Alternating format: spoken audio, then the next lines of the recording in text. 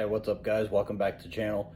So today we're going to do a quick video as far as the Stinger Heigh10 unit goes, give my personal review on it, some updates as far as what I've been having so far, what I think overall, and then press from there. Quick little note, in case you missed or haven't seen my rock light video from them, just want to give you the heads up, I am an ambassador for Stinger Off-Road. Now that doesn't mean that I'm paid or anything. It just means that I get discounts and stuff for basically kind of representing their company and putting their stuff out there.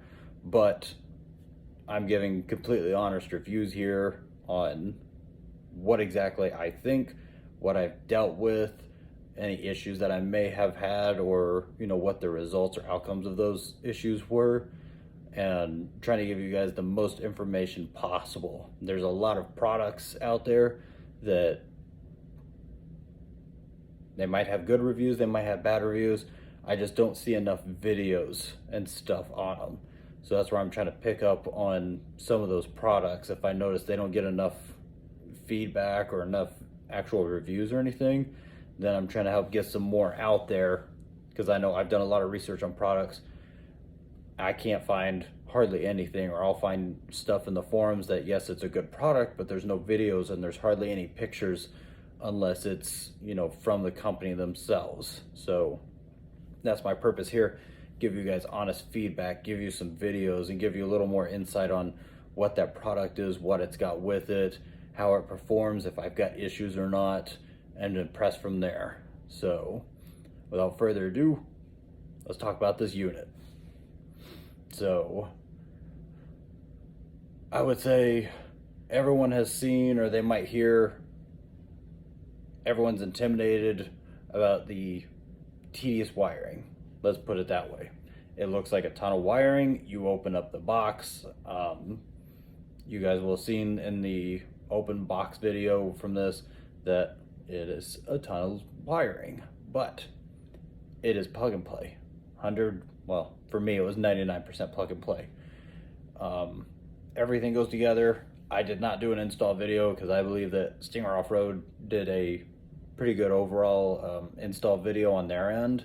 It is a couple years old, so there was minor differences or minor issues I came across on where he might not have explained one set of wires very well, but it's very easy to figure out. And an example of that, to give you guys some insight, was the RCA cables. There's a few different sets in there for different things. He mentions plugging in the actual OEM RCA cables from the head unit to a set that's in the wiring, and doesn't explain very well which ones those plug into. And again, there's like 6 different sets of RCA cables back there. So easiest way I narrow it down, since I've got some audio experience, was here's a set for I think they called it like zone 2 audio or something like that, and then here was a set for front speakers, rear speakers, and subwoofers. So with that being said, okay, don't understand why it's labeled as zone 2, but let's run with that, and everything works great. So in my case, because I've got a custom sound system in mind, then I ran one amplifier that goes for my normal speakers. I ran the front input to the front RCAs, the rear to the rear, and then I've got a separate amplifier for the subwoofers. Ran those RCAs to the subwoofer RCAs on the radio. So all good there. The reason why I say 99.9% plug and play, because I have amplifiers, they require a remote wire that basically tells them when to turn on. No big deal, that was already ran with the factory unit, so I just had to cut that connection and splice the end of that wire to put a different plug on there, and it matched up with the plug that Stinger has on their remote wire. So that was really easy. If you don't have an aftermarket sound system or anything, you won't have to worry about having that remote wire for your amplifiers or any of that. Everything's gonna be good to go if it's just straight plug and play for you and you're running stock speakers or even aftermarket speakers that don't require an amplifier. So no worries on that end. You won't have to worry about running RCA cables like I did. Having 3 sets of them takes up a lot of space. That's probably the biggest complaint about this whole setup that I've got, which is not even Stinger's fault. That is kind of the poor design, at least on the dash piece for the Jeep, that they gave such a confined space for any additional stuff you do in there, period. It is a pain. So that might be something hopefully maybe Jeep takes into consideration. They see people swapping out their head units, that they try to open up that dash area a little bit more versus being so confined. But as of right now, it's super tight. Stinger does try to instruct the best way, which they recommended, like zip tying some of the wires down to the actual head unit, so they're a little more controlled and they're not all over the place. You're still going to have to leave some of those wires loose overall, so that as you're putting it in, you're having to go all the way around the unit and trying to tuck those wires in wherever you can for everything to fit in there. If you do have the RCAs like I do, if I remember, the best way that I did, because mine had to come up from the driver's side on the underneath all the dash panels and up through the radio unit, like some of your wires for like your navigation and stuff goes. I tried to finagle those to get those plugs more in a cubby hole going towards the driver's side, and then I tried to get some of the other wiring harness pieces and the you'll see in the video briefly, I believe, that there's an extra box from the whole box setup that he actually tucks away towards the passenger side, and there's a good cubby hole up there I was able to shove mine into, so it saves a lot of space, and then the rest of the wires could just kind of flow anywhere around those vent tubes and all that. So I made it work. It will take a little finagling and time to do. The best thing I suggest is try to tuck the wires in, try to press the whole head unit up there. You've got the 4 screws for top and bottom, right, left. So basically just finagle when you think you got them, push the head unit up there.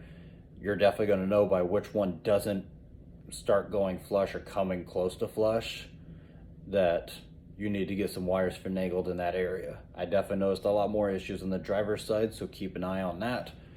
Other than that, yeah, the wiring sucks, it's tedious, but overall it's all plug and play. Their video is a great walkthrough, you know, minus the couple little hang-ups that I just had to rewatch a couple times. I figured out what wires they're talking about, pressed forward. Yeah, overall, great video. I'll recommend their video as far as the step-by-step, how to put everything together and all that. The other slight hang-up I did get was the bezel piece, trim piece that makes everything look stock. You have to screw in the screen to that bezel piece. Is one of the, it's a completely separate step for when you're pre-setting up everything. He mentions grabbing these 4 black screws to put in. This is a universal kit. I mean, they provide the Jeep kit for it to fit in there, but overall that Stinger Heigh10 unit is a universal kit. So they give you a ton of extra pieces. Keep that in mind. He'll walk you through what pieces you're going to utilize, and you'll see which ones get set aside. But there's a pack of black screws. There's probably like 8 or 10 in there, I'm not sure. And it comes down to, there's like 2 black screws that are longer, I believe. There's like 4 more black screws that they're just too freaking short. You will find 4 like perfectly sized, and they're about medium length screws that fit in there. And those are going to be the screws that you're using as far as putting the screen onto that bezel. So other than those little hang up issues, everything was fairly smooth as far as the installation process goes. I'll highly recommend that you try to do open box, set all your parts out and scatter them out so you can see what wire plugs are going where, your POC units and everything. That way, as you're watching the video, it's a lot easier for you to just pause it real quick, grab the pieces you need, slap everything together like he's telling you to, and then press on versus trying to hunt for everything. So other than that, that's what I did. And then I had also pulled all the trim pieces out ahead of time. That way, because my schedule is just way too tight, there's no way I could do a full install in a day with no issues. And it's almost inevitable you're going to have a hang up somewhere. So I found it easier that night before I pulled like 90% of the trim panels out without pulling the head unit itself out and disconnecting anything. Had all the wires laid out, had everything ready to go. And I believe I did go ahead and start plugging in some of my wires to the head unit.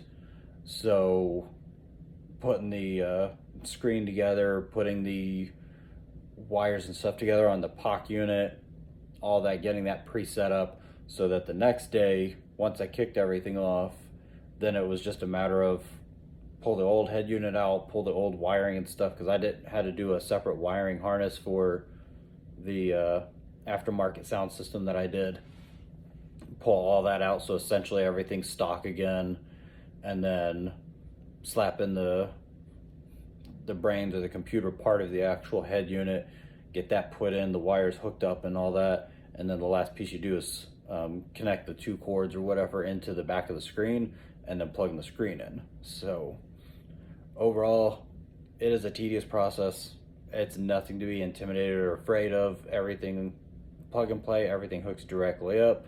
Just have a little patience when it comes to tucking that wire away and getting everything fitted. That's about all I can highly recommend.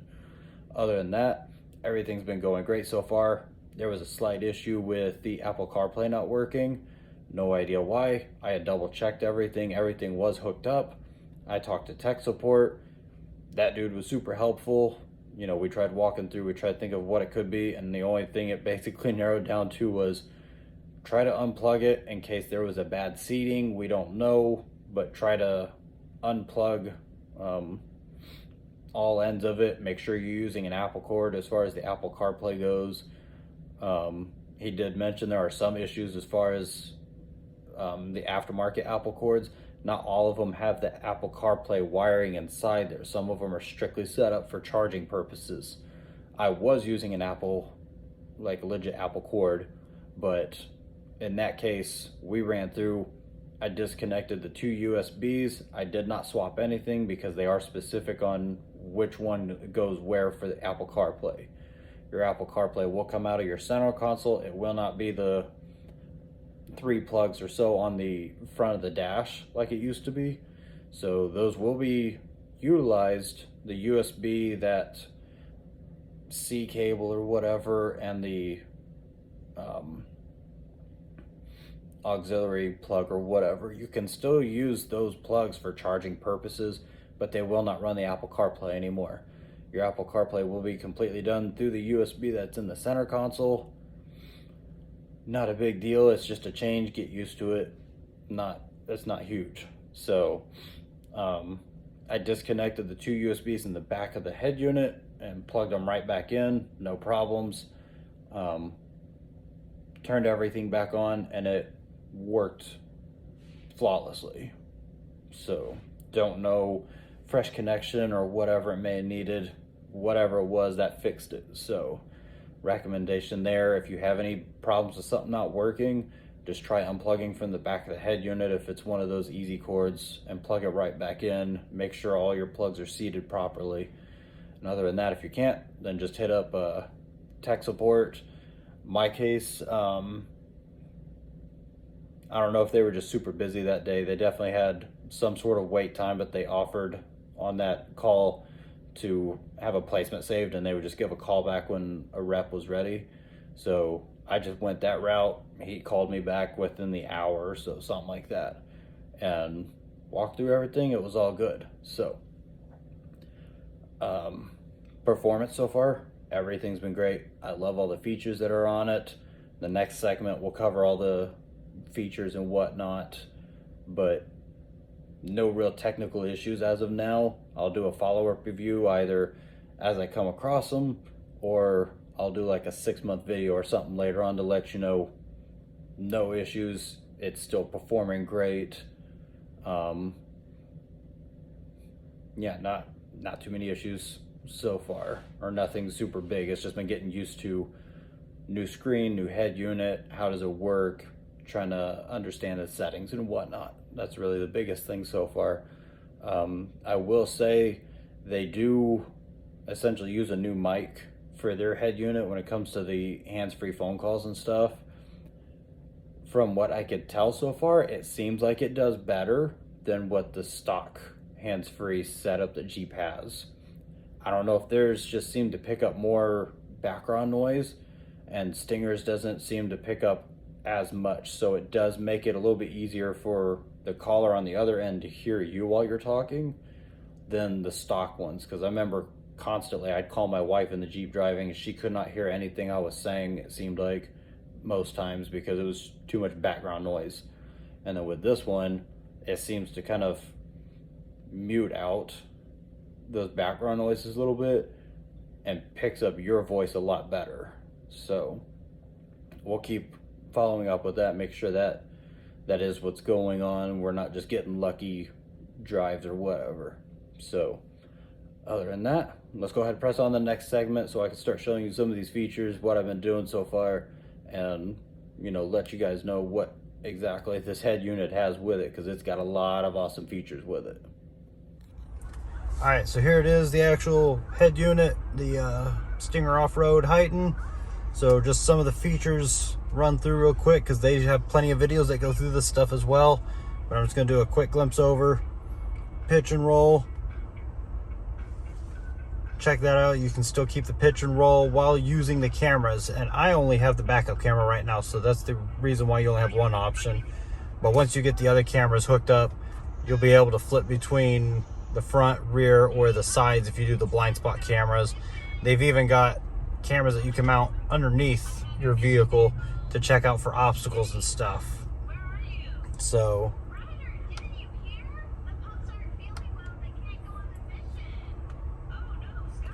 go back out of there. So your drivetrain, 2-wheel drive, 4-wheel drive, high, low, all that good stuff.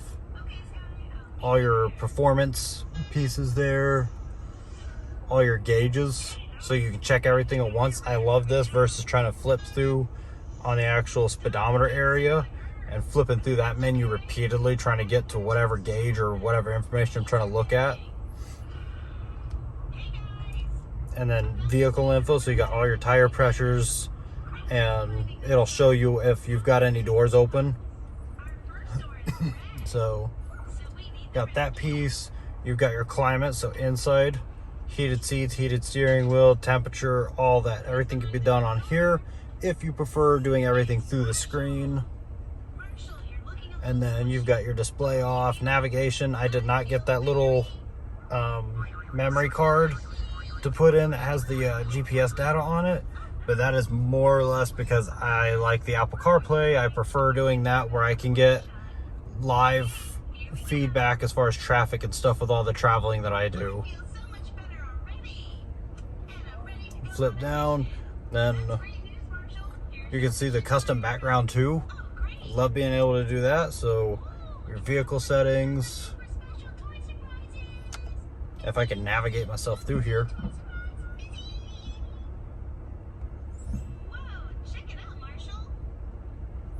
So you got all your stock images, you're able to add a few. So I've got this one as well, that you've got the other moon night background that I found. Here's the other part I love. If you're in a screen and you hit the home button to come back to the main screen for anything and then you're done, hitting the home button again will take you back to your previous screen. So we'll swap the background back. Then we'll hit the background. We'll go back here. So you got your illumination settings, sound settings. Love the overall sound setup on here.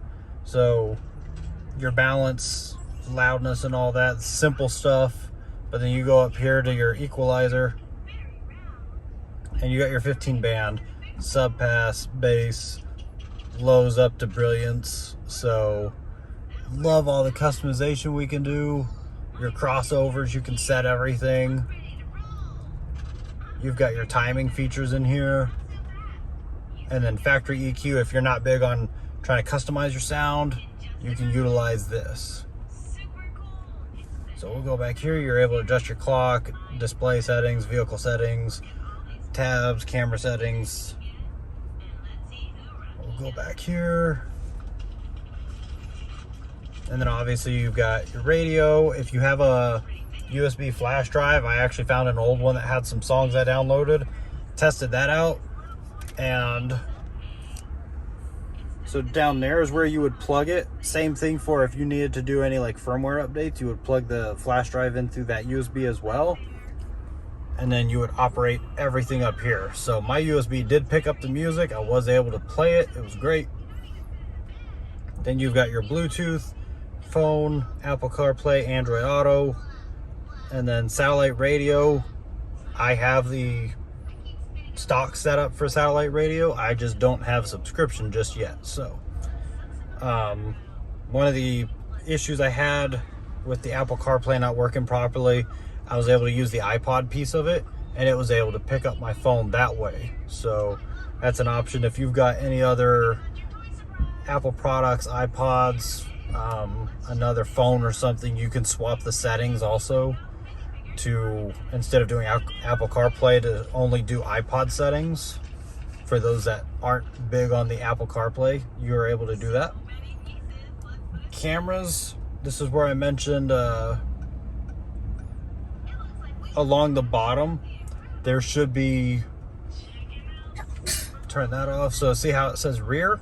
If you have additional cameras, then you would have all your camera options along the bottom there. So it would say front, rear, driver, passenger, or whatever. So that is pretty much it for this. There are plenty of other as I've got a plane flying over, plenty of other features in here when you delve into the settings and stuff some more. I will do some exploring as far as the HDMI and the audio video inputs goes, to see like what kind of stuff you can and can't do, and I'll post a separate video on that piece. So hopefully you guys enjoyed this. Hopefully it's informational. I'll follow up with some more stuff as I go along and explore this head unit some more.